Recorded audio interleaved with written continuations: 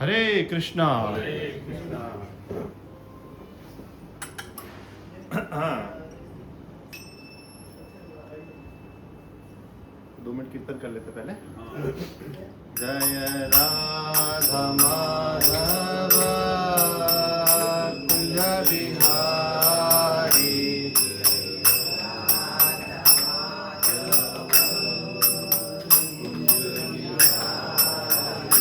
जय राधा माधव कुंज बिहारी,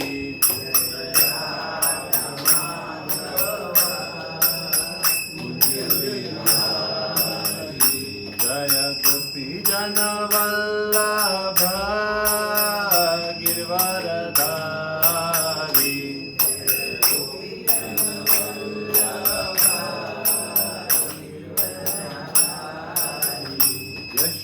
यशोदानंदन व्रज जन रंजन,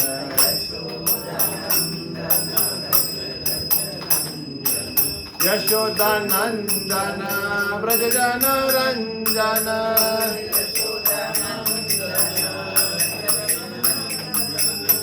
यमुना तीर वनचारी,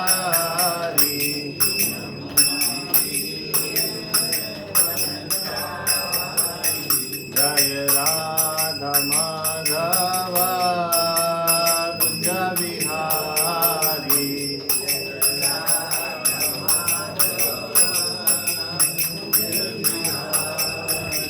जय गोपी जन वल्लभ गिरवरधारी,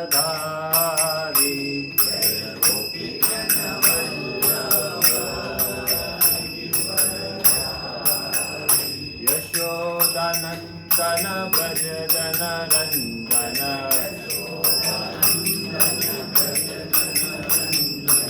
यमुना तीर वनचारी,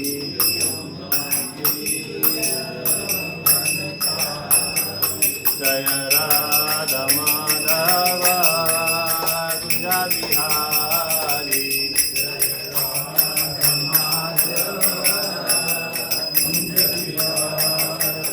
हरे कृष्ण कृष्ण कृष्ण हरे हरे, हरे राम राम राम हरे हरे, हरे कृष्ण कृष्ण कृष्ण हरे हरे, हरे राम हरे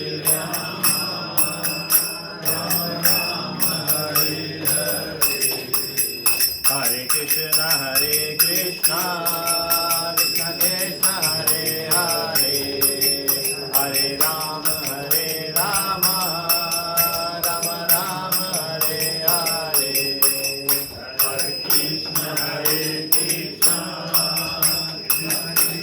हरे हरे, हरे राम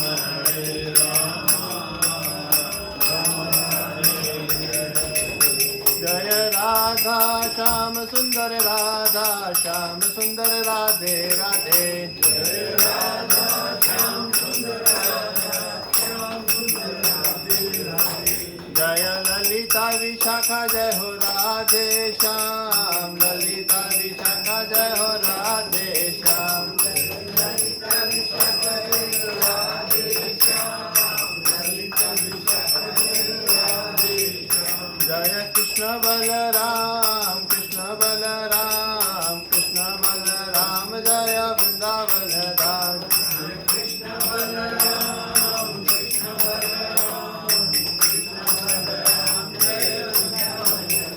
जय गौरानिताय गौरानिताय जय गौरानिताय, जय गौरानिताय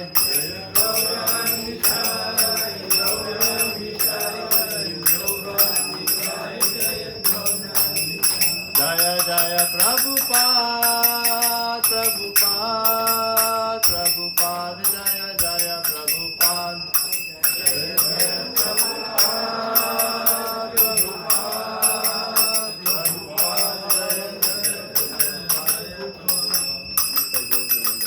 हरे कृष्णा। तो आप सभी का स्वागत है आज की कक्षा में। तो आज का हमारा टॉपिक कौन सा है? अर्जुन विशाल। इस चैप्टर में ऑलरेडी हमने आई थिंक चौथी के 5वीं क्लास है, अभी हम लोग का डिटेल कर रहे हैं। पहले एक क्लास के अंदर एक चैप्टर हो जाता था, अभी हम लोग डिटेल में चर्चा कर रहे हैं तो समय लग रहा है। तो पिछली क्लास में किसी को कुछ याद है? सब लोग ने अपने विजय शंख बजाए थे। Very good. अलग अलग तरीके से, Yes. अलग अलग नाम वाले शंख थे। Yes. एक शंख का भी नाम मुझे याद नहीं है। चलेगा।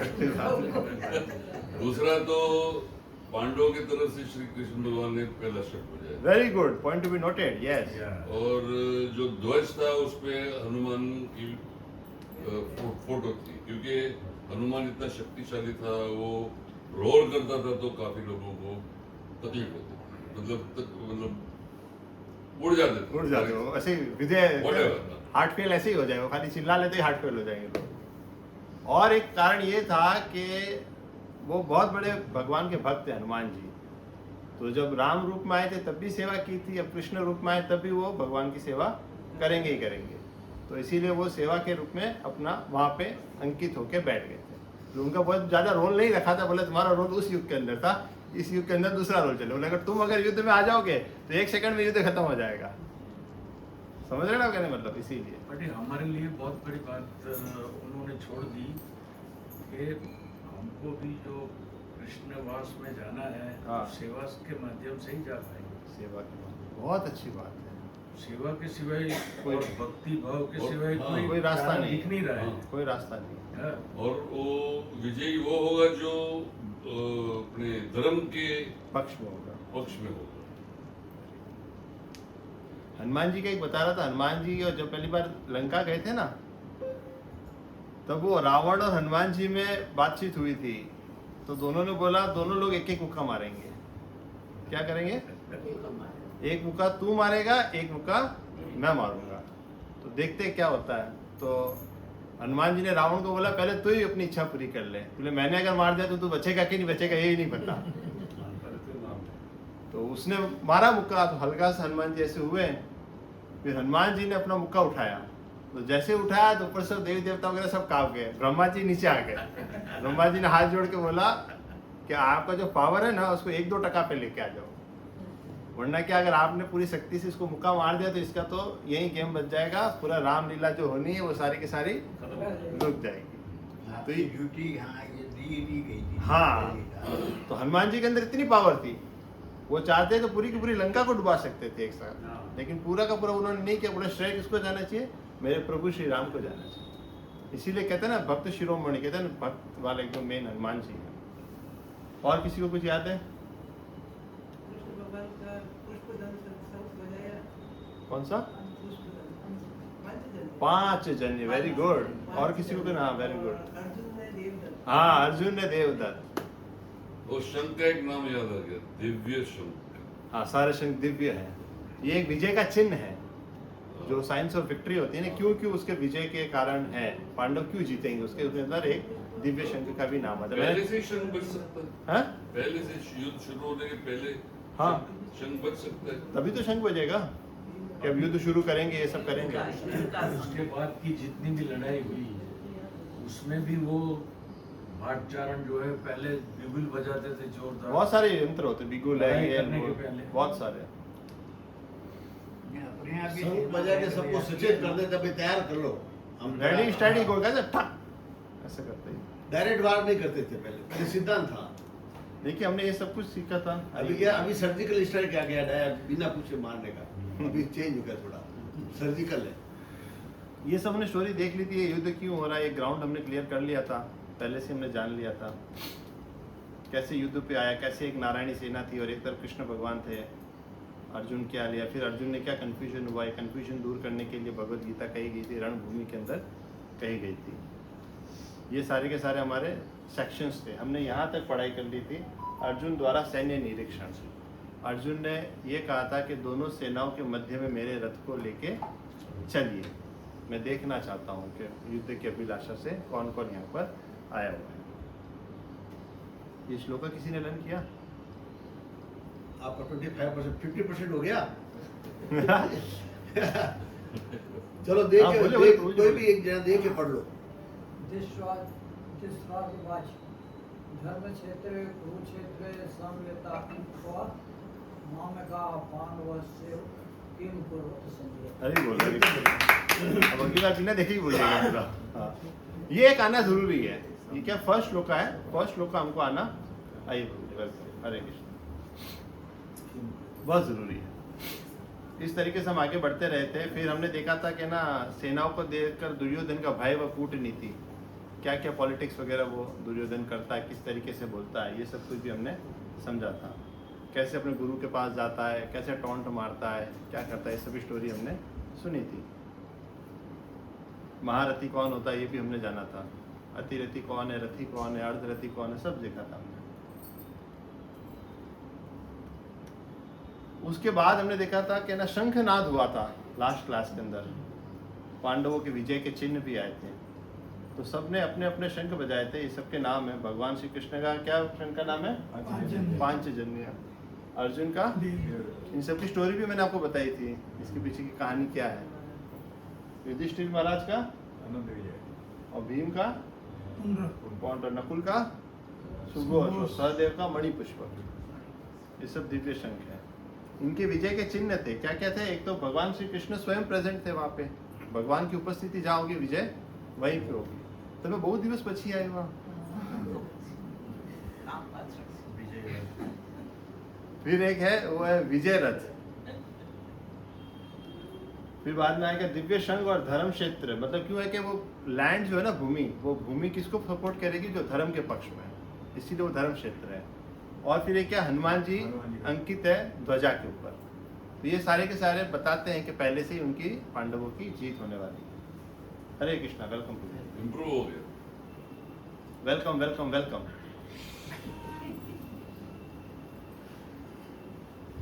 अब आ जाते हैं फिर आगे, अर्जुन द्वारा सैन्य निरीक्षण। ये मैंने आपको बता दिया था, हनुमान जी यहाँ पे लगे हुए हैं। अर्जुन ने कहा कि मुझे रथ को सेनाओं के बीच में जाके ले चलिए ताकि मैं देख सकूं कि युद्ध के अभिलाषा से मुझे किन किन के सामने लड़ना है। एक्चुअली क्या था, दोनों पक्ष के अंदर रिश्तेदार ही थे। इधर भी आपके हैं और सामने भी कौन है, कजिन भाई कह दो या ये कह दो, अभी भाइयों के साले कह दो, ससुराल कह दो, तो क्या है, आखिर है तो परिवार के ही ना, नोन ही है, जिसको आप जानते हो, जिसके साथ कभी उठ बैठ के आपने खाना खाया है, रिलेशन है, पार्टियां बनाई है, घर में खाना खाया है, सब कुछ किया, वही लोग आपके सामने खड़े हैं अभी। तो ये एक थोड़ा सा उसके अंदर था। लास्ट श्लोका था जब कुंती पुत्र अर्जुन ने मित्रों तथा संबंधियों को इन विभिन्न श्रेणियों को देखा तो वह करुणा से अभिभूत हो गया और इस प्रकार बोला। यहाँ पे सस्पेंस हमने पिछली क्लास में छोड़ा था। तो आज हम चालू करने वाले हैं अर्जुन के युद्ध न करने के कारण। क्या वो क्या क्या कारण देगा? आपको सबको पता ना, युद्ध नहीं करना चाहता था, वो अपना ज्ञान बता रहा था, भगवान को समझा रहा था कि ऐसा करेंगे तो ऐसा हो जाएगा, ऐसा करेंगे तो ऐसा हो जाएगा। तो वो क्या क्या रीजंस है, वो रीजन अभी अर्जुन के द्वारा क्या हम ये सब पढ़ेंगे। 28 से 30 श्लोका में आएगा सगे संबंधियों से सहानुभूति, शरीर में विपरीत लक्षण। विपरीत लक्षण आते हैं कभी किसी को? जैसे कोई बहुत ज्यादा रोमांचित हो जाता है तो रोंगटे खड़े हो जाते हैं, कि बहुत ज्यादा भगवान के आगे बैठा होता तो आंसू आने लग जाते हैं, जिसको अष्ट विकार कहते हैं ना, ऐसे अष्ट विकार नेगेटिव जाते हैं। और कभी कभी गला सूखने लग जाता है, बहुत ज्यादा प्यास है, अलग अलग कंपन होने लग जाता है ना, सबके साथ अलग अलग होता है। सबसे पहली बात तो सहानुभूति, करुणा। उसके अंदर क्या आई? सबसे पहले करुणा आई, सहानुभूति। लेकिन भगवान कृष्ण कहते हैं कि करुणा तो अच्छी बात है, लेकिन गलत जगह पे करुणा नहीं आनी चाहिए। जब आप घर से बाहर निकले थे युद्ध लड़ने के लिए, तब भी तो आपको पता था विश्व पितामह, द्रोणाचार्य, सारे सगे संबंधी, तो उस टाइम भी पता ही था ना। तो गलत जगह पे आके आप वो नहीं कर सकते। एक उदाहरण के तौर पर बताता हूँ, जैसे अपन रसोई में जाते हैं, कोई खाना बना रहे हैं तो सारी सामग्री सही है, लेकिन आपको ये पता है कि ना हल्दी कब डालनी, मिर्चा कब डालना, छौंका कब लगाना है, वो सब का एक स्टेप होता है। सब्जी पूरी बन गई, उसके ऊपर से हल्दी डालोगे तो गड़बड़ हो जाएगा। हल्दी यूज करना है, लेकिन कहाँ पे करना है वो आपको पता होना चाहिए, तो सब्जी या खाना अच्छा बनेगा, नहीं तो खाना गड़बड़ हो जाएगा। तो जिंदगी भी ऐसे ही है। करुणा अच्छी चीज है, लेकिन कहाँ पे करुणा करनी, कहाँ पे करुणा नहीं करनी है, इसके अंदर इंसान मोहित हो जाता है। क्या हो जाता है? कई बार आपके भी हो सकता है, कोई रिश्तेदार है, कोई क्लोज है, आप निर्णय नहीं ले पाते कि इसके अंदर क्या होता है। अब ये अर्जुन के द्वारा भी ये सब कुछ होने वाला है। अर्जुन भी शास्त्रों का रेफरेंस देगा, भी क्या करेगा? शास्त्र का भी रेफरेंस देगा। विपरीत लक्षण हृदय की कोमलता के कारण, हृदय में ना दुर्बलता कोमलता आ जाती है। एक क्षत्रिय को ये चीज शोभा नहीं देती है। क्षत्रिय मतलब वॉरियर है, उसको अपना रोल निभाना होगा। फिर आगे आएगा विजय हुई भी तो कोई प्रसन्नता नहीं। 31 से 35 नंबर श्लोक है। क्यों प्रसन्नता नहीं है? राज्य की उसको तो आशा नहीं है, क्योंकि वो भगत आदमी है, उसको तो कोई लालच नहीं है कि मैं सबको मार के राजा बन जाऊं। एक जो भगत होता है ना भगवान का, उसके अंदर ऐसे लालच नहीं होता है कि मैं इसको मारूं, ये अपना ले लूं, ये ले लूं, ऐसा नहीं होता। वो मिल बांट के ही खाता है। जब पहली बार भी जब आए थे तब भी उन्होंने ना भाइयों के साथ बांटा था। खुद इंद्रप्रस्थ लिया था और हस्तिनापुर जो था कौरवों को दिया था। सगे संबंधियों के बिना क्या आनंद। अब मान लो आपके घर में बर्थडे पार्टी है, एग्जाम्पल।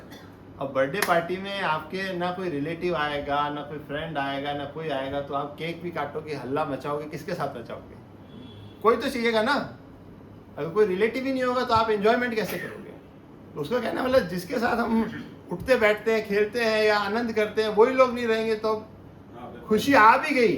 अब आपके पास करोड़ों रुपए हैं, करोड़ों अरबों रुपए हैं, सब कुछ है, लेकिन कोई केक काटने के समय कोई नहीं है आपके पास। पार्टी देनी है मगर कोई है ही नहीं, कोई तो है ही किसको नहीं। पार्टी देनी है? आप किसको दोगे? भाई जीतेंगे तो राज किस पे करेंगे? सबको मार देंगे तो राज करेंगे किस आप पे? समझ रहे हैं कहने मतलब कॉन्सेप्ट आज नहीं। तो अर्जुन जी का ये भी है कि सगे संबंधी नहीं रहेंगे तो आनंद नहीं है। क्योंकि आप देख लेना, आनंद हमेशा बांट के मिलता है। अगर आप केक काटो अकेले खा जाओ तो आनंद नहीं आएगा। केक काट के 10 लोगों को खिलाओगे तभी आनंद आएगा ना।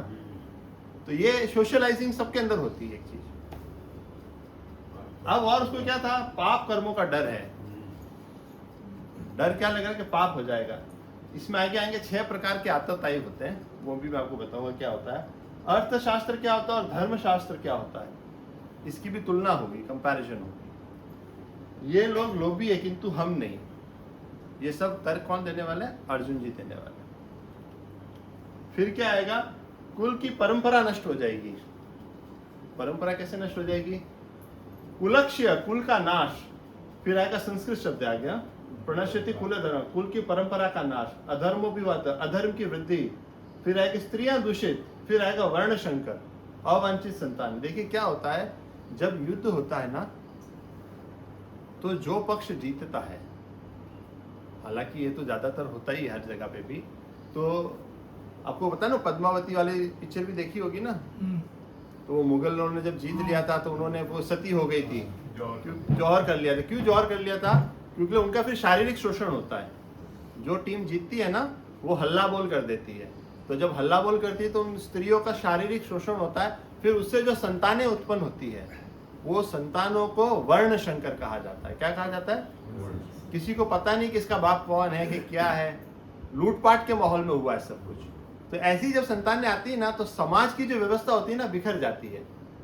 क्योंकि एक तो क्या, वो पितरों को भी वो पानी नहीं दे सकता, पिंडदान नहीं कर सकता, और आगे चल के इसको पता ही नहीं है उसको संस्कार कौन देगा, इसका बाप कौन है। तो पूरा का पूरा समाज जो होता है ना अर्थ दूषित हो जाता है। तो स्त्रियां दूषित हो गई मतलब सब कुछ खराब हो गया।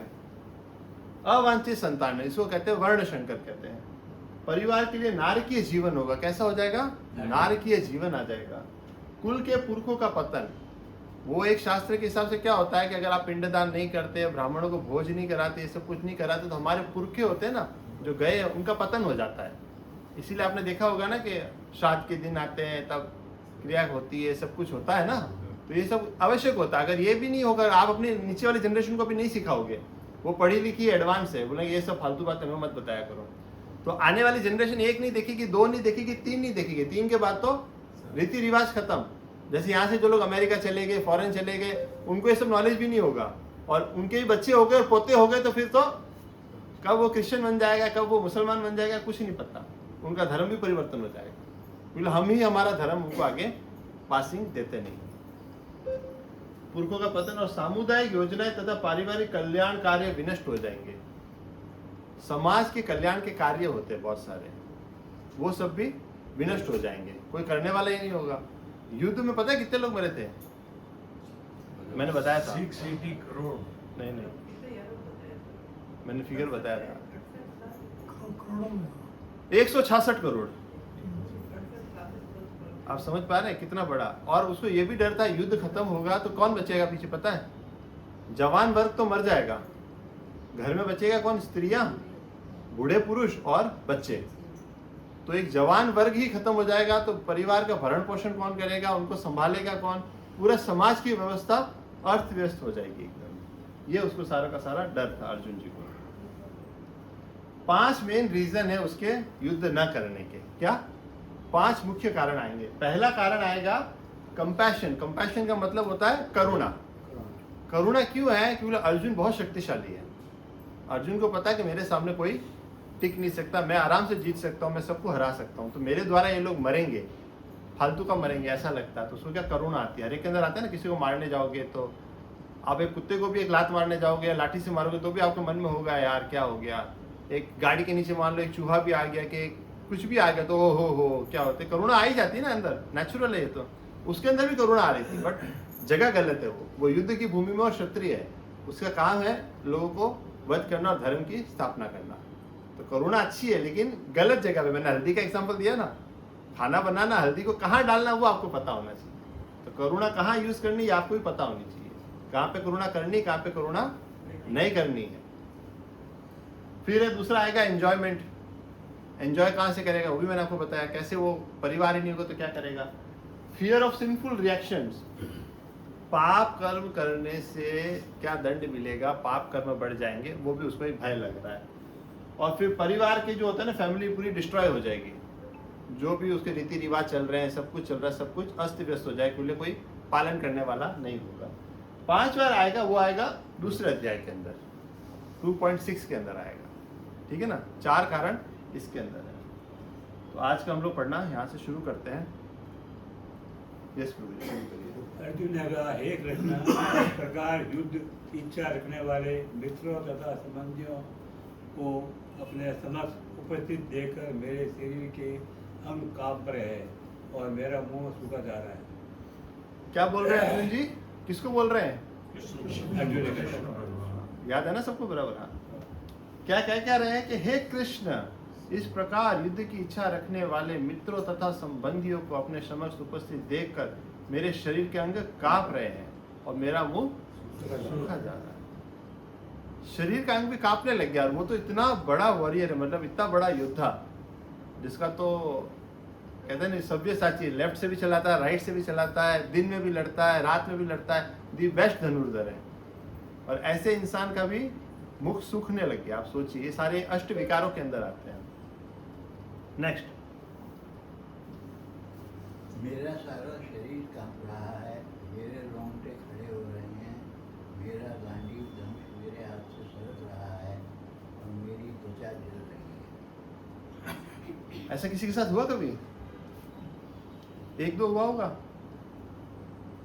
कांपता तो है, रोंगटे खड़े हो जाते हैं, हाँ, वो होता है। तो ये सारे के सारे विकार होते हैं।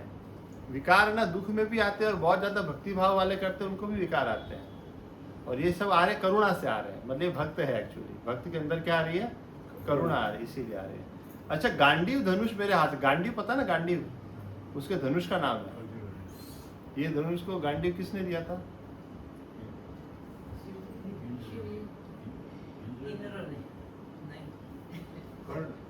कर्ण कहाँ से देगा? हाँ? नहीं नहीं, मैंने बताया भी था। हाँ? अग्निदेव ने दिया था, मैंने बताया था आपको। अग्निदेव ने विजय रथ भी दिया था, पिछली स्टोरी में मैंने आपको बताया था ना। यस यस, याद आया। तो ये होता है। तो गांडीव से उसको बहुत लगाव था। गांडीव का उसने प्रतिज्ञा ली थी कि अगर मुझे कोई गांडीव रखने को बोलेगा ना, मैं उसको मार दूंगा। ये उसकी अर्जुन की प्रतिज्ञा थी। मतलब गांडीव मतलब बहुत है। एक बार तो युधिष्ठिर महाराज से भी लड़ लिया था गांडीव के चक्कर में। तो गांडीव मतलब उसका इतना फेवरेट था, वो गांडीव भी उसके हाथ से सरका जा रहा है। नेक्स्ट, मैं यहाँ अब और अधिक खड़ा रहने में असमर्थ हूँ। मैं अपने को भूल रहा हूँ और मेरा सिर चकरा रहा है। हे कृष्ण, मुझे तो केवल मंगल के कारण दिख रहे हैं। देखिए हमको भी लगता है ना कई बार शकुन है अपशकुन है, मंगल होगा नहीं होगा, तो उसको अपनी परिस्थिति देख के, अपना खुद का परिस्थिति देख के उसको लग रहा है, क्या कह रहा है, मैं यहाँ अब और अधिक खड़ा रहने में असमर्थ हूँ, मतलब खड़ा भी नहीं रह पा रहा है। अब परिस्थिति समझो, जो इंसान को लड़ना है पूरा टाइम खड़े रह के फुल एनर्जी के साथ, वो एनर्जी इतनी ढीली पड़ गई है कि वो खड़ा रहने के भी लायक नहीं रह गया, इतनी ज्यादा करुणा आ गई है, असमर्थ हूँ। मैं अपने आप को भी भूल रहा हूँ कि मैं कौन हूँ क्या हूँ। बहुत ज्यादा इंसान दुखी हो जाता है, रोने लग जाता है, तो क्या होता है, सब कुछ ही होता है ना, गुजराती गए तो पानी में हूँ कम बेसी गयो, एकदम पानी में जाके बैठ जाता है, एकदम नीचे। दिमाग शून्य हो जाता हाँ, हे कृष्ण मुझे तो केवल अमंगल के कारण दिख रहे हैं। तो ये सारे कारण क्या दिख रहे हैं उसको, अमंगल। उसको इंट्यूशन आने लगा। हाँ, नेक्स्ट। हे कृष्ण, इस युद्ध में अपने ही स्वजनों का वध करने से न तो मुझे कोई अच्छाई दिखती है और न उसे किसी प्रकार की विजय, राज्य या सुख की इच्छा है। बहुत ही सिंपल नेचर है अर्जुन का। कैसा नेचर है, एक तो होता है हड़पने वाला नेचर, कि भाइयों भाइयों में प्रॉपर्टी होती है तो ये भी मैं हड़प लूँ, ये धंधा में हड़प लूँ, कि ये वाला फार्म हाउस में हड़प लूँ, कि ये वाला मेरे नाम हो जाए। बहुत से आपने सुनी होगी स्टोरियाँ। लेकिन ये लोग क्या है ना, ये भक्त है, इनके अंदर कोई लालच है ही नहीं कि मुझे ये राज्य मिले कि ये मिले। वो हमेशा बांट के खाते हैं। आप जिंदगी में याद रखना, जितना बांट के खाओगे ना उतना ही आनंद आएगा। जितना अकेला अकेला अकेला करोगे उतना कोई आनंद आने वाला है नहीं। बहुत ज्यादा भी इकट्ठा कर लोगे ना तो उसमें आनंद नहीं आएगा। इस युद्ध में अपनी ही स्वजनों का वध करने से ना तो मुझे कोई अच्छाई दिखती है और ना उससे किसी प्रकार की विजय। क्योंकि मारना किसको है, स्वजन लोगों, जो हमारे रिश्तेदार है उसको ही मारना है। और विजय या राज्य की सुख भी नहीं चाहता वो, कि इसको मार के मुझे कुछ जीतना है, मुझे कुछ राज्य चाहिए, वो भी इच्छा नहीं है। नेक्स्ट। हे गोविंद, हमें राज्य सुख अथवा इन जीवन से क्या लाभ, क्योंकि जिन सारे लोगों के लिए हम उन्हें चाहते हैं वे ही इस युद्ध भूमि में खड़े हैं। हे मधुसूदन, जब गुरुजन, पितृगण, पुत्रगण, पितामह, मामा, ससुर, पौत्रगण, साले तथा अन्य सारे संबंधी अपना धन एवं प्राण देने के लिए तत्पर है और मेरे समक्ष खड़े हैं, तो फिर मैं इन सबको क्यों मारना चाहूँगा, भले ही वे मुझे क्यों न मार डाले। हे जीवों के पालक, मैं इन सबों से लड़ने को तैयार नहीं, भले ही बदले में मुझे तीनों लोग क्यों न मिलते हो। इस पृथ्वी की तो बात ही छोड़ दें, भला धृतराष्ट्र के पुत्रों को मारकर हमें कौन सी प्रसन्नता मिलेगी। ठीक है। हे गोविंद, हमें राज्य सुख अथवा इस जीवन से क्या लाभ, क्योंकि उसको तो राज्य और सुख से कोई प्रसन्नता होती नहीं है, कोई इच्छा ही नहीं। पहली बात तो करेगा क्या, क्योंकि जिन सारे लोगों के लिए हम उन्हें चाहते हैं वे ही इस युद्ध भूमि में खड़े हैं। अब आप बाहर जा रहे हो, धंधा करके ला रहे हो और घर में ककलाट बची हुई जोरदार, घर में युद्ध चलता है, तो आप सोचोगे धंधा करके कमा के लाना किसके लिए। तो जिसके लिए लाओगे वही लोग आपके विरोध में खड़े हैं, तो किसके लिए कमाएगा इंसान, किसके लिए क्या करेगा। सुख लाएगा भी तो किसके लिए लेके आएगा। नई मर्सिडीज तो खरीद लोगे लेकिन बाजू में बैठने वाला कोई नहीं है तो क्या करोगे। बहुत से लोग के साथ ये होता है। एक जना था, वो लैम्बोर्गिनी खरीद के लाया था लेकिन अंदर से दुखी था कि बाजू में बैठने वाला कोई नहीं है। और इतना अकेलापन आ जाता है, इतना अकेलापन आ जाता है। हे मधुसूदन, जब गुरुजन, पितृगण, पुत्रगण, पितामह, मामा, ससुर, पौत्रगण, साले तथा अन्य सारे रिश्ते आ गए इसके अंदर। आप देखें सारे रिश्ते सारे हैं।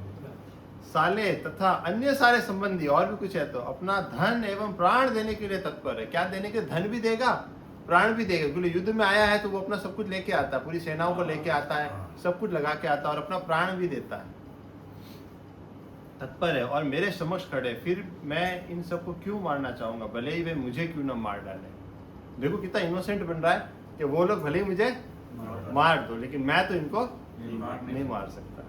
हिम्मत नहीं आ रही है उसके अंदर। आप समझ रहे हो, आ तो गया, घर से बाहर निकल आया, युद्ध करूंगा, लेकिन वहां जाके पलटी मार रहा है। भले ही मुझे करना। हे जीवों के पालक, मैं इन सबों से लड़ने को तैयार नहीं, भले ही बदले में मुझे तीनों लोग क्यों न मिलते हो। एक छोड़ो, तीनों लोग, इतना भी अगर मुझे कोई मिल जाएगा तो भी मुझे नहीं मारना। तो मारना किसको है, सगे संबंधी है। इस पृथ्वी की तो बात ही छोड़ दो, भला धृतराष्ट्र के पुत्रों को मारकर हमें कौन सी प्रसन्नता मिलेगी? देखो भक्त जो होता है ना बहुत ज्यादा बदला लेने के स्वभाव में नहीं होता। भले द्रौपदी के साथ इतना चीर हरण किया, भीम को जहर दे के मिला, और फिर वो क्या कहते हैं लाक्षागृह में जिंदा जलाने का प्रयास किया, सब कुछ किया ना, और फिर भी बदला लेने का भावना नहीं है। वो लोग तो फिर भी गए थे 5 गांव मांगने के लिए कि युद्ध को टाल दो, 5 भाइयों के लिए 5 गांव भी दे दो, शांति दूत बन के गए थे, लेकिन पॉसिबल नहीं हो पाया। ससुर क्यों सामने खड़ा था? ससुर मतलब आप ये समझिए कि ससुरो मतलब क्या होता है कि फादर इन लॉ। हाँ तो मतलब वो तो नहीं खड़ा रहना चाहिए ना। वो क्या था, दुर्योधन ने चाल खेली कि भाई वहां से आ रहा था ना हाँ। अर्जुन के यहाँ, तो उसने बीच में बोला भाई आपका ये शिविर ये है, प्रतिज्ञा तो वहां पर उसने बढ़िया उसका खिलाया पिलाया, फिर बोला मैं आपके साथ हूँ। बहुत सारे बोल गया कि ये सब अर्जुन के आदमी है। कजिन्स वाले भी होते हैं ना, जैसे मान लो दुर्योधन का भी ससुर है अगर, तो वो भी तो सब हो ही गया ना, परिवार इतना बड़ा है ना, इतने सारे ससुर है ना, आप ये समझे खाली उसके ही थोड़ी है, सारे के सारे होते हैं ना भाई, इन-लॉज तो इन-लॉज वो होते चाल हैं। खेली थी। मामा भी उधर चले गए थे। हाँ, सपोर्ट के लिए भी तो आते हैं। हाँ फिर दामाद के विरुद्ध क्यों खड़े थे? मामा तो को पहले क्या होता है कि वचन दे देते थे ना, तो निभा देते थे वचन ले कि लिया, मैं आपके साथ हूँ, दारू तो पिला वचन के दो। उसको हाँ, खूब दारू पिला के वचनों में- ऐसा करके उसको पॉलिटिक्स में था ना वो उसके एकदम। शिविर में नहीं गया, उसके शिविर वो में रास्ते ले में आ गया। रहा था तो रास्ते में से उसको ऐसा- ये अर्जुन का शिविर यही है, ऐसा बोल के झूठ बोल के ले गया। बना दिया पहले उससे आगे रातों रात आप स्टार प्लस वाली महाभारत देखिएगा, स्टार प्लस पे एक महाभारत आती है 2014 में आई थी, बहुत अच्छी है, उसमें डिटेलिंग में आपको सारी स्टोरी जानने को मिलेगी। आई थिंक हॉटस्टार पे भी अवेलेबल है। यदि हम ऐसे आतताइयों का वध करते हैं तो हम पर पाप चढ़ेगा, अतः यह उचित नहीं होगा कि हम धृतराष्ट्र के पुत्रों तथा उनके मित्रों का वध करें। हे लक्ष्मीवती कृष्ण, इससे हमें क्या लाभ होगा और अपने ही कुटुंबियों को मारकर हम किस प्रकार सुखी हो सकते हैं? मैंने आतताई का मतलब बताया था पिछली बार, किसी को याद है आतताई क्या होता है? हाँ, इंग्लिश में कहते हैं एग्रेसर्स, इंग्लिश में उसका शब्द है एग्रेसर्स। आतताई क्या होते हैं ना, एक तो होता है छोटा मोटा पाप करता है, और जो एक एक्सट्रीम लेवल का करता है ना, डाकू टाइप। हाँ, अब वो क्या कैटेगरी होती है वो भी आएगा अभी। हाँ, वो 6 तरीके के आतताई होते हैं, वो भी आपको बताया जाएगा। तो हमें पाप लगेगा, उसको क्या डर लग रहा है? पाप का डर लग रहा है। अतः ये उचित नहीं होगा कि हम धृतराष्ट्र के पुत्रों तथा उनके मित्रों का वध करें। हे लक्ष्मीपति कृष्ण, हमें क्या लाभ होगा और अपने कुटुंबियों को मारकर हम किस प्रकार सुखी हो सकें। अब मैं आपको बताता हूँ कि आतताई क्या होता है और कितने कैटेगरी के होते हैं। देखिए, हमारे शास्त्र ने कहा है, एक होता अर्थशास्त्र, एक होता है धर्मशास्त्र। अर्थशास्त्र में सारी नीतियां बनी हुई है, तो नीति के अकॉर्डिंग आप मार सकते हो, किस किस को मारा जा सकता है। विधान बना, ऐसा नहीं कि आप पड़ोसी को उठे और रात को मार के आ गए, ऐसा नहीं है। उसका एक नियम बना है कि क्यों मारना है। पहला है विष देने वाला। अगर आपको कोई जहर दे रहा है, क्या दे रहा है? तो अकॉर्डिंग टू द लॉ, मतलब इंडियन लॉ नहीं, शास्त्र के लॉ के हिसाब से आप उसको मार सकते हो। लेकिन अभी तो इंडिया का कानून है, जज है, ये सिस्टम है। पहले ये तो शास्त्र के अकॉर्डिंग चलते थे। तो क्या है, राजा को भी निर्णय लेना होता तो इसके ऊपर लिया जाता था। एक है विष देने वाला, किसी ने अगर जहर दिया, खाने में जहर मिला दिया, तो आप उसको मार सकते हो, आपको उसका पाप नहीं लगेगा। आपको लगता है ना मैं इसको मारूंगा तो मुझे पाप लग जाएगा, अरे इसने तुझे जहर देने की कोशिश करी थी, आप इसको मार दो, पाप नहीं लगेगा। ये कंफ्यूजन रहता है लोगों के अंदर। दूसरा है घर को आग लगाने वाला। अब आपके घर को कोई आग लगा रहा है ना, तो आप उसको मार सकते हो, आपको उसका ही पाप नहीं लगेगा। ये उस समय के कानून थे। ये उस समय कानून है, आप समझ लीजिए, शास्त्र के अकॉर्डिंग चलता था सब कुछ। घातक अस्त्र से आक्रमण करने वाला, अब आप घर में बैठे हो, कोई चारों छुका वगैरह तलवार वलवार ला के आपको मारने के लिए आ गया, तो आप क्या करोगे? मारने दोगे उसको? नहीं मारने दोगे ना, आप मारोगे ना उसको सामने। तो अगर आप उसको मारते हो अपने बचाव के अंदर, तो आपको पाप नहीं लगेगा। फिर है धन लूटने वाला। आपका धन संपत्ति सब कुछ कोई लूट लेगा तो भी आप उसको मार सकते। भूमि हड़पने वाला, बहुत से भूमि हड़प लेते, किसी किसान की खेती जमीन हड़प ली, किसी का कुछ हड़प लिया, जो हड़प लिया उसको भी मार सकते हैं। पराई नारी अपहरण करने वाला, अब कोई आपकी बीवी को किडनैप करके ले जाए, आपकी बहन को किडनैप कर ले, आपकी माँ को किडनैप कर ले, तो भी आप मार सकते हो। समझ रहे ना पहले, ये सारे के सारे विधान होते थे। अब आप ये देखिए, दुर्योधन ने पांडवों के साथ ये सब कुछ किया है। हाँ, विष दिया। सही बात। आप सोचिए, फिर भी अर्जुन का हृदय कितना कोमल है।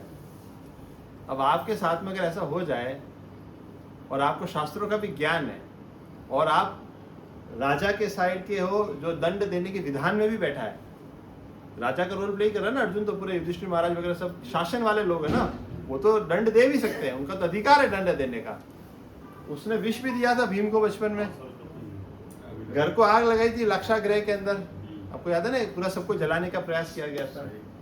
घातक अस्त्र से भी वार किया है, धन लूट लिया, उनके सब संपत्ति वगैरह भी सब लूट ली, भूमि हड़प ली, पराई नारी द्रौपदी का इतना बड़ा अपमान किया था वहां पे, तो सारे के सारे कर चुका था। तो ये होते हैं आतताई। कितने 6 तरीके के आतताई।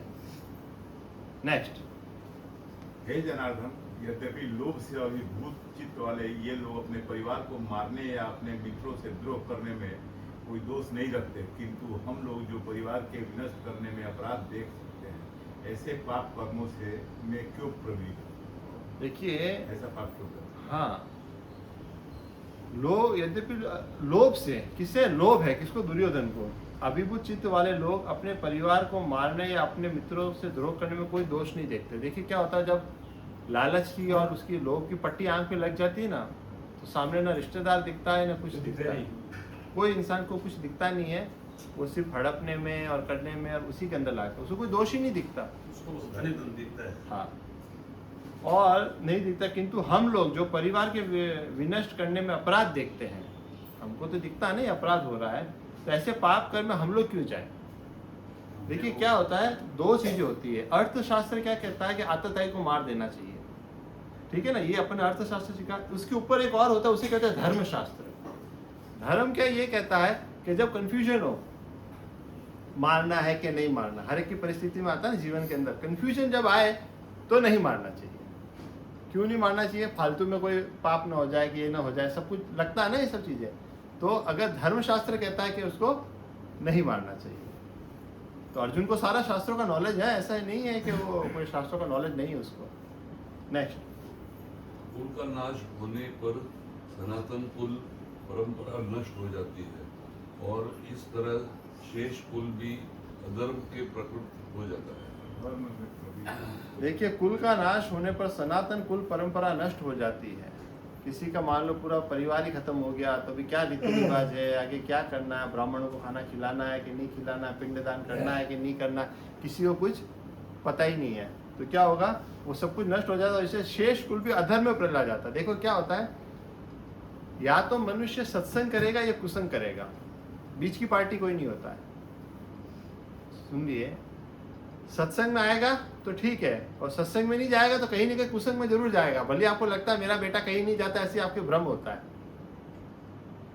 आपको पता है जितनी भी नॉनवेज की लारियां चलती है, जो लोग घर में नॉनवेज खाते हैं उनको कोई दिक्कत नहीं है, क्योंकि वो तो दारू पीते हैं, नॉनवेज खाते हैं उनके घर में। बाहर का जो लारियां वारियां चलती है ना, ये सब किसके पे चलती है पता है, जैनियों के बच्चों पे, ब्राह्मणों के बच्चे पे। उनके घर में बंधन होता है, वो अंडा भी नहीं आता, कुछ भी नहीं आता, तो वो सब दारू पीना, मांस मच्छी खाना, ये सारे के सारे उनके ही बच्चे जाके करते हैं। ये उनके माँ बाप को पता नहीं होता है, लेकिन चोरी छुपे सारा काम होता है। तो क्या होगा अगर वो सत्संग में नहीं आता है, अगर आप मान लो आपके नीचे की जनरेशन को बोलो, सब आप सीनियर सिटीजन, आप सबके बच्चे 25, 30, 40 साल के होंगे, उनको बोलो भगवत गीता क्लास में आना, आप सुनो वो क्या बोलेंगे। यंग वालों को बोलो, 25 से 40, 45 साल वालों का बोलिए भगवत गीता क्लास में चलना है, तो क्या बोलेंगे, हमारे पास में टाइम नहीं है। दूसरा बोलेंगे एक संडे तो मिलता है, क्यों फालतू में टर्न करते हो, आज तो आराम से सोने दो, अभी हमारी उम्र भी नहीं है, और अभी हमारी उम्र भी नहीं, बूढ़े होंगे तब ये सब कुछ कर लेंगे। जो मनुष्य सत्संग नहीं करता है वो कुसंग जरूर करेगा। इस भ्रम में मत रहना कि वो एकदम शुद्ध है, ऐसा कभी नहीं हो सकता। जितना आपको नॉलेज है, आपकी नॉलेज और आपको नॉलेज नहीं हो, तो वो आपकी नॉलेज के बिना भी काम होता ही है। पूरी दुनिया चलती है, हमको लगता है कि बहुत इनोसेंट, ऐसा नहीं है। आजकल तो 15-16 साल के बच्चे बहुत इतने ऊपर पहुंच गए ना, 7-8 साल के बच्चे के पास में रील आ गई है, उसका दिमाग 17-18 साल वाला है। कैसा है? उसकी बुद्धि नहीं है समझने की, लेकिन वो देख रहा है, वो देख रहा है, बुद्धि तो समझने की है नहीं, तो खिचड़ी बन गई है उसके अंदर।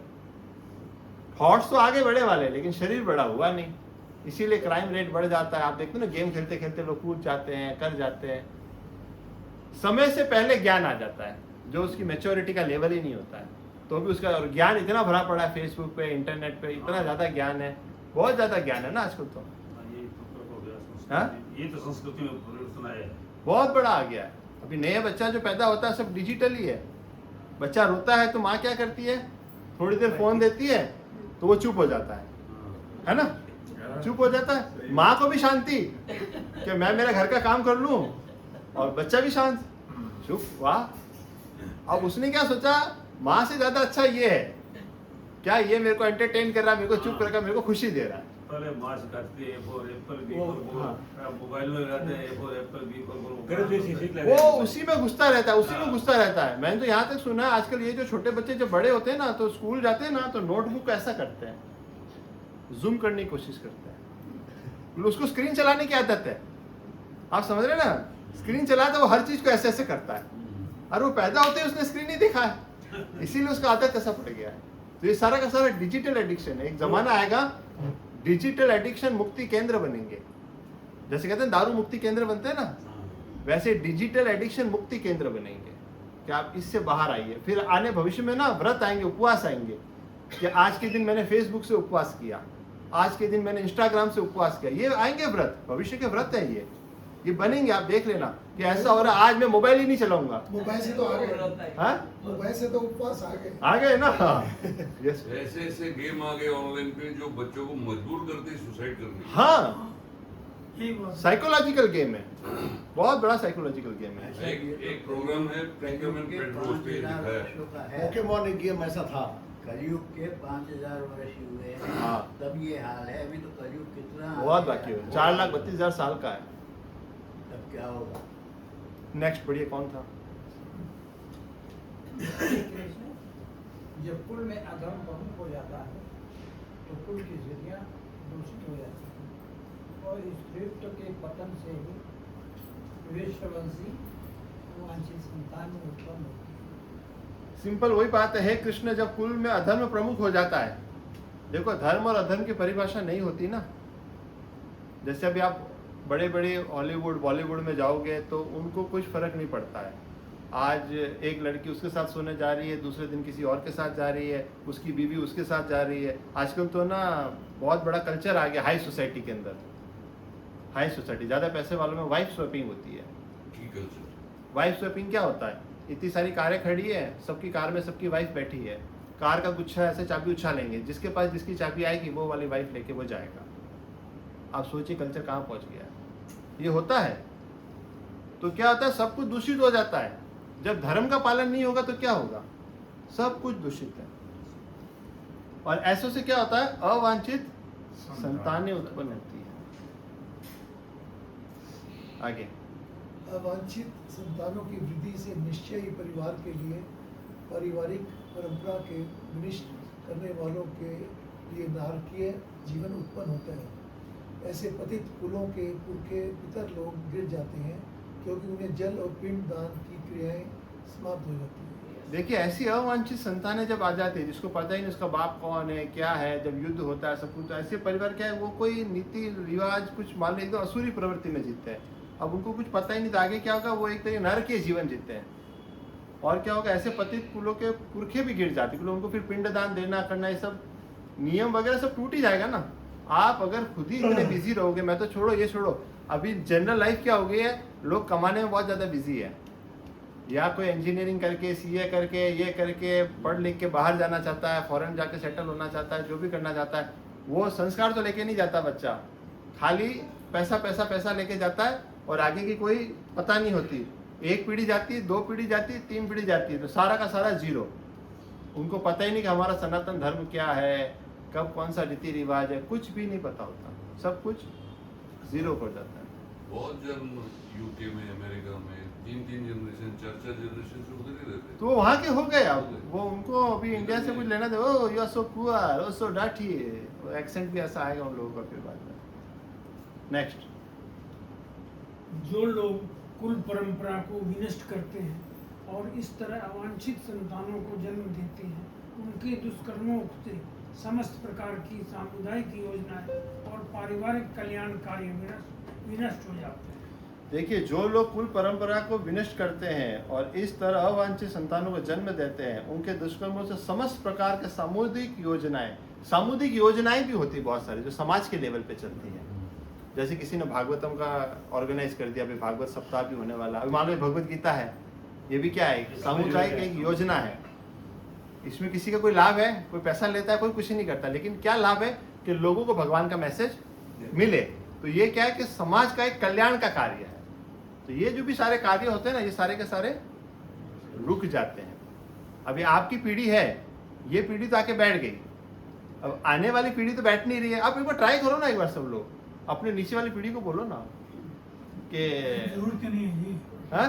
जरूरत ही नहीं नहीं है। बोलो, नहीं बोला, मैंने बोला है, सुनो सुनो, दो बार बोला है। उनको ऐसा बोलो, आप लोग के लिए एक अलग टाइम से चालू करेंगे, 25-30 साल यंग मेल फीमेल आने चाहिए, ठीक है?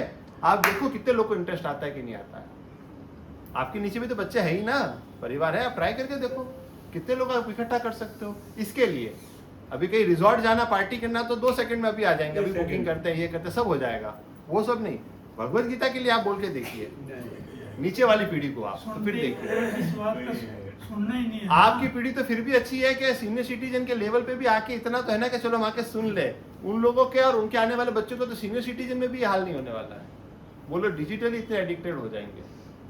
तो क्या भगवत गीता स्वामीनारायण में बाल सभा होती है, युवा सभा होती है। तो जो बाल सभा होती है ना, उनकी मम्मियाँ बच्चों को लाती है, छोटे छोटे बच्चों को, और बाहर मम्मी बैठ जाती है और बच्चों को अंदर हॉल में कर देती है। तो उनको गेम के हिसाब से पढ़ाते हैं ये, तो उनमें रुचि पैदा होती है। और युवा वाले का अलग होता है, जिसमें अपन अपने बीच में युवा बैठेगा तो वो मैच नहीं खाएगा। तो सबकी सभाएं हमारे अलग होती है। अब यहाँ भी होता है, जो रामायण में ना क्लास वगैरह ऐसे ही होती है। हाँ, रामायण में गीता की ऐसे क्लास चलती है। जब अलग अपन लगाएंगे युवा की, तो उसमें सब युवा आएंगे। ये तो मैंने आपको एग्जांपल दिया, आप करो युवा को इन्वाइट करेंगे तो उसमें युवा आएंगे। नेक्स्ट वो अपन करेंगे, बाद में करेंगे। तो बहुत बड़ा सक्सेस होगा जिस दिन।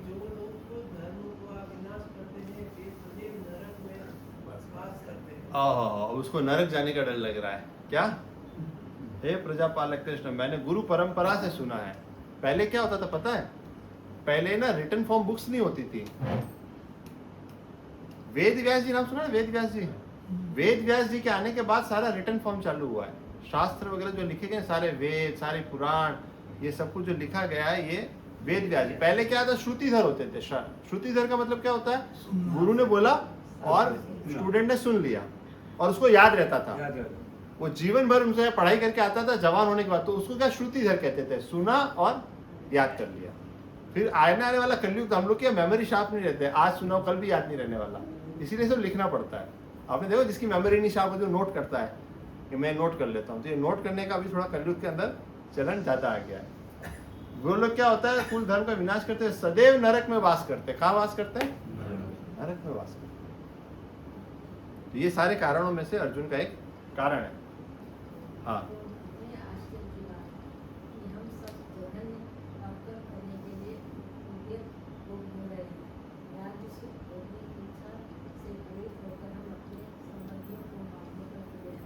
देखिए कितना सिंपल हृदय, इतना सिंपल हार्ट किसी का नहीं हो सकता।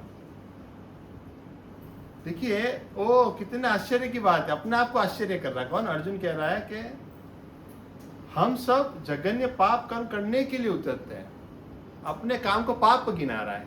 हम लोग इतने एक्साइटेड होकर पाप कर्म करने के लिए आए, राज्य भोगने की इच्छा से। किससे? राज्य भोगने की इच्छा से प्रेरित होकर हम अपने संबंधियों को मारने पर तुले। सिर्फ मुझे राज्य करना है, इसी इच्छा से हम शायद इन लोगों को मारने के लिए आ रहे हैं, जबकि ये हकीकत बात नहीं है। लेकिन भक्त क्या होता है? हमेशा अपने आप को नीचा गिनता है। दूसरा इंसान होगा ना, वो अपने आप को अहंकार दिखाएगा, अपनी शक्ति का बल करेगा, बड़ा करेगा, मैं ये, मैं वो, मैं ये। भक्त कभी भी नहीं करे। भक्त हमेशा हम्बल बना रहेगा, झुका हुआ रहेगा। ये भक्त में और अभक्त की पहचान है। नेक्स्ट,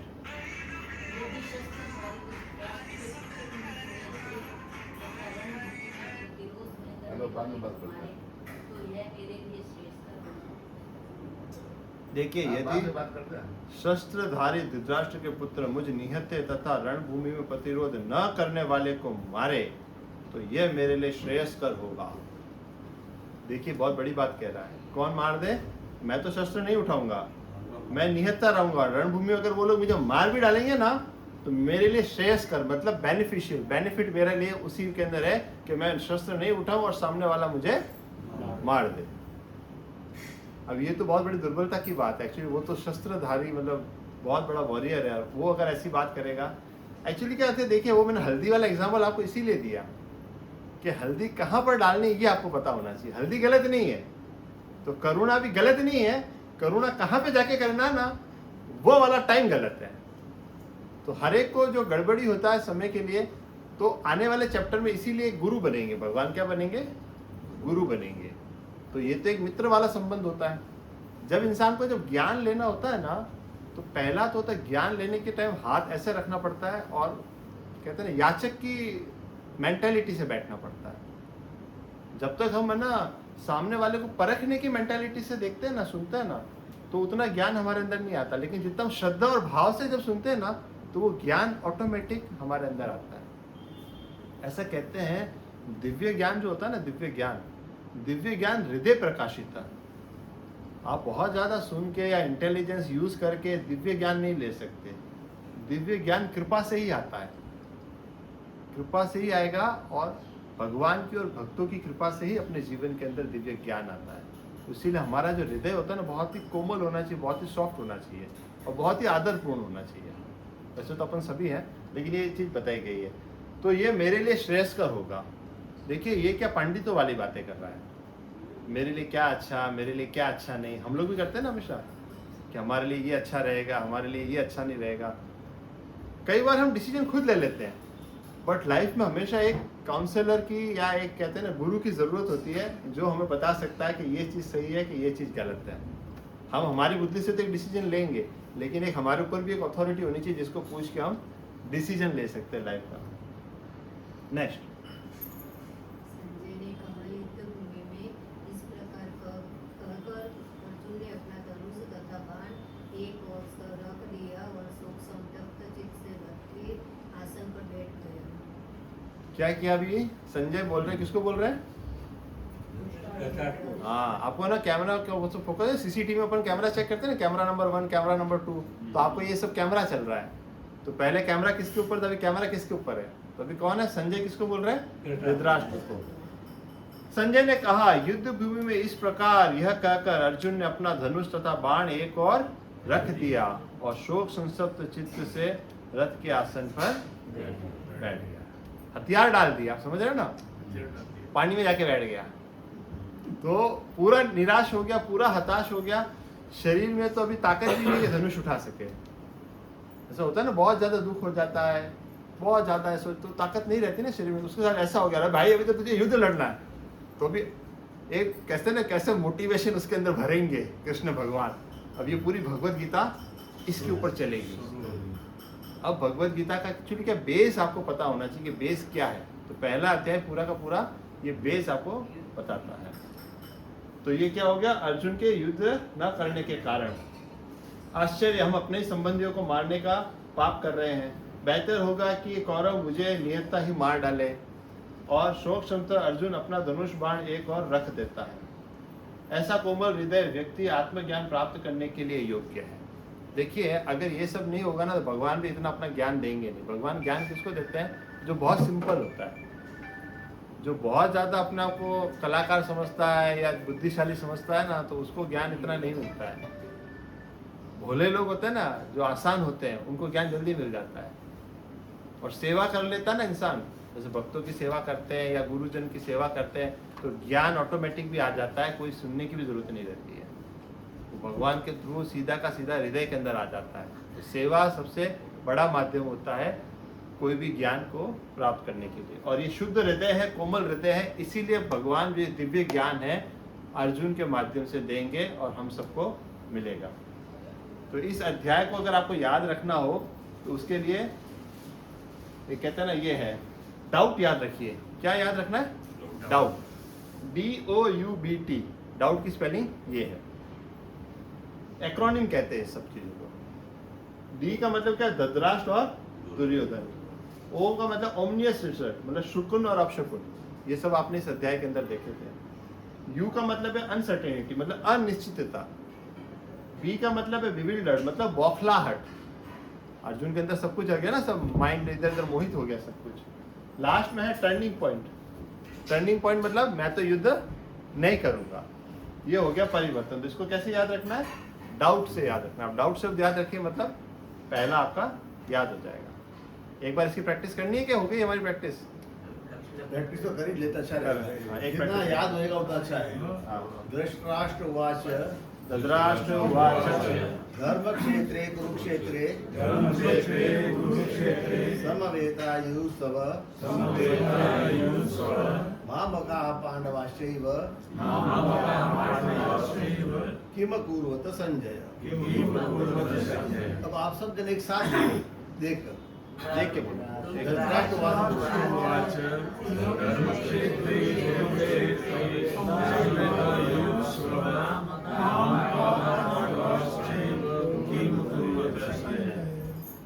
ये आप सब इसका लोग- चौथा चरण बोल ऐसा बोलेंगे ना तो जल्दी याद होगा। ये सबको याद करना। अगली ये बार तो श्लोक कम सुनूंगा से कम आप मैं। याद होमवर्क है, करो। होमवर्क, ठीक है ना? होमवर्क याद करके लाना बहुत जरूरी है।